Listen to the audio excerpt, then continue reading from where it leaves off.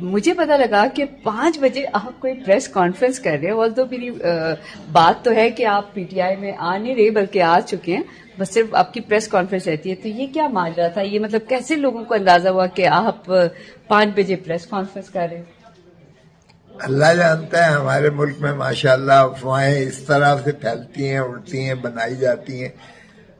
تو میرا تو کوئی ایسا دیکھیے آئی ایم عمران خان ہو کیا ایم پی ٹی آئی، یہ افواہ نہیں ہے، بات تو ٹھیک ہے، لیکن آپ، میں چاہوں گی، میں نے کھوسا صاحب کو کہا ہے کہ آپ اپنا جو ہے نا لندن کا جو دورہ ہے وہ کر کے ہیں، لیکن یہ وہ لندن کا دورہ نہیں ہے جو باقیوں کا ہوتا ہے، ٹھیک ہے؟ آنے کے بعد فوراً پریس کانفرنس کرنی ہے.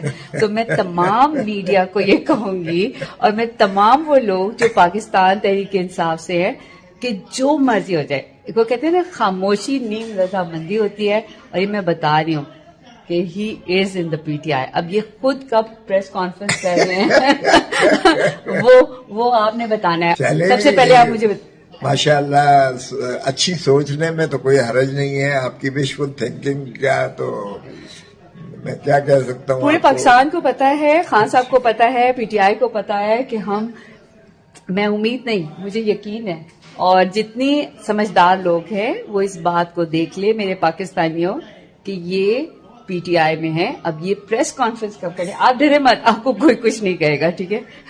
اور خان صاحب کو اگر ایک باہر آنے پہ مجھے پتا ہے آپ لے کے بھی آئیں گے انشاءاللہ. اور خان صاحب کو جو ایک الیکشن کا تو ایک آپ کو پتا ہے سین جو چل رہا ہے، لیکن اصل میں جو ان کو کوئی خوشی ہوگی نا، اللہ کا وعدہ وہ یہ ہوگی کہ آپ پی ٹی آئی میں آ گئے.